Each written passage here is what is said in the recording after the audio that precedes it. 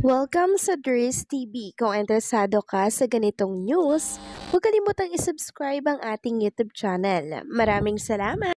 So ayun, welcome back again sa ating YouTube channel mga kakimpaw, and sa update natin ito, ang pag-uusapan natin ay tungkol sa mga importanteng ganap kina Kim and syempre kay Paula Avellino.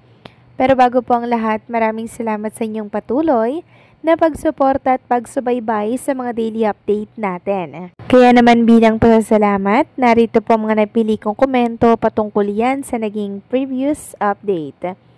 Una komento mula po ito kay Vivian Caraig. Sabi niya, daming project nila kaya happy for them. Hindi naman nakakasawa sila, hindi kami nagsasawa talaga. Very low-key pa ang Kim Pao. Tama po kayo dyan, ginang Vivian Caraig. Very low-key lang si Kim and Paula Avellino sa lahat. At yan po yung nagustuhan ng mga fans sa kanila. Sana nga mga kakimpaw, hindi po sila magbago dahil yun talaga yung nagustuhan ng mga fans sa kanila. Yun bang tipong napaka-down to earth? Diba? And syempre mahusay, magaling, makisama mga kakimpaw. Yan yung number 1 po na talaga namang hindi matatawaran mga kakimpaw. Kaya marami pong natutuwa sa kanila pag nakakatrabaho po nila si Kim and Paula Avellino. Sila yung artistang hindi mahirap pakibagayan at pakisamahan. Pagdating naman sa mga project ni Kim and Paula Avellino, yes, tama po kayo, hindi nakakasawa sina Kim and Paulo. Bagkos, lalo natin silang minamahal sa mga project na yan, at nagnanais tayo na mas madagdagan pa yung mga project na meron sila ngayon. 'Di ba? Kasi nga po 101% yung binibigay po nilang dedication dito. Dahilan para mas magustuhan sila ng maraming mga Kim Pao Nation. Kaya deserve nilang mainit na pagsuporta at pagmamahal mula sa ating mga Kim Pao fans. So maraming salamat sa komento, ginang Vivian Caraig. God bless po sa inyo and mag-iingat kayo palagi. At ang pangalawang komento naman mula po kay ginang Norma Dayag. Sabi niya, good evening, Dries. Sana if ever na married na sila, of course, laylo na sila sa career nila, Dries.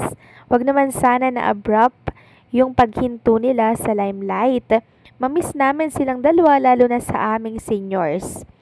Walang outlet yon, saya namin nang manonood silang dalawa. There's kahit nakasal sila, wag naman kaagad-agad na hinto sila sa paglabas.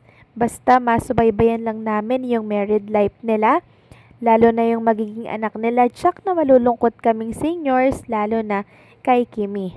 Si Paolo okay lang makita namin gumagawa ng movie without Kim. How about Kim? Sana'y gagawa siya ng movie na gaya ng ginagawa ni Marian Rivera.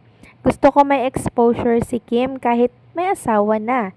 Huwag sanang ipagdamot ni Paolo si Kim. Anyway, we will still support them if they are married like Ding Dong Dantes and Marian Rivera.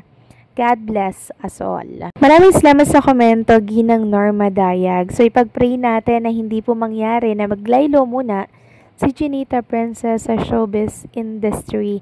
Kasi syempre hindi pa tayo ready mga fans na mangyari po yun. And hindi naman po iiwan basta-basta ni Kim Chu ang kanyang showbiz career, lalo na ngayon na sobrang sikat sila mga kakimpaw ni Paolo Avellino. Syempre susulitin po nila yung pagmamahal at suportang binibigay po ninyo.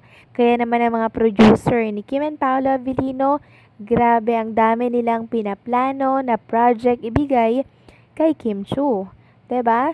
Sabi nga po nila habang mainit pa, 'di ba, samantalahin na po ni Kim and Paolo Avellino yung kasikatan na meron sila. Kasi hindi naman habang buhay sikat si Kim and Paolo Avellino, pero hindi po sila nalalaos. Lagi po silang may project together. So maraming salamat sa komento, ginang Norma Daya. God bless po sa inyo at mag-iingat kayo palagi. So eto na nga, pag-usapan na natin mga kakimpa o mga topic na nakalap natin sa update na to. At unahin na nga nating pag-usapan ang ganap ni Chinita Princess. Kanina po yan mga kakimpaw. So after po niyang makabalik sa Cebu, eto at lagarin na naman si Chinita Princess talagang balik agad siya sa pagtitaping para po yan sa The Alibay.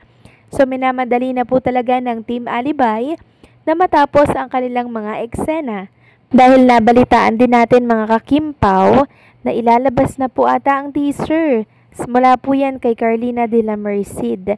Teaser ata yung tinutukoy niya dito na October 1, 2025, #Kimpaw. So finally mga kakimpaw, makikita na natin at mapapanood yung teaser na pinakaantay po ng mga Kimpaw fans para sa series ni Kim and Paolo Avellino.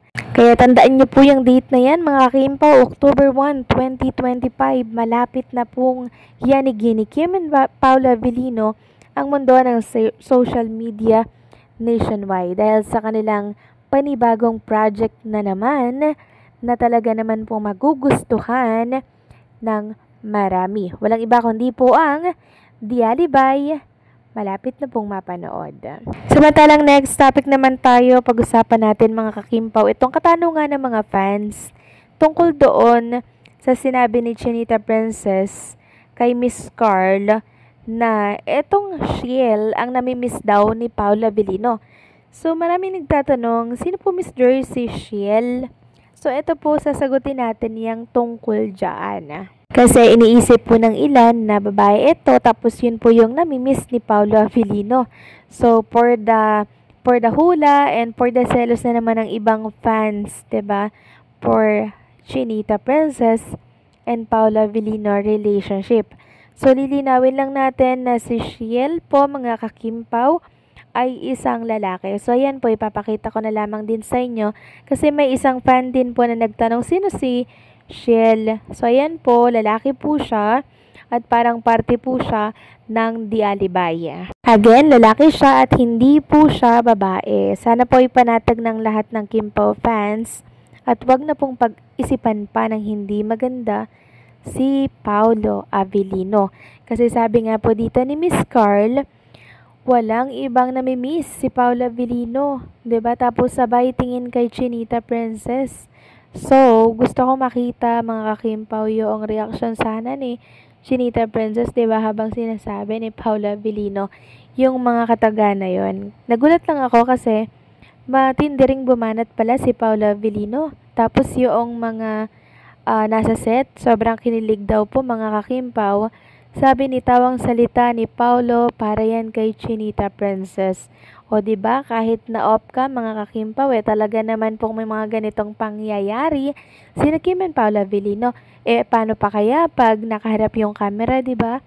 Baka hindi na po natin kayanin yung mga nakikita natin na ganap kay Kim and Paolo Avellino. So, anong sa inyo dito mga kakimpaw? Please comment down below.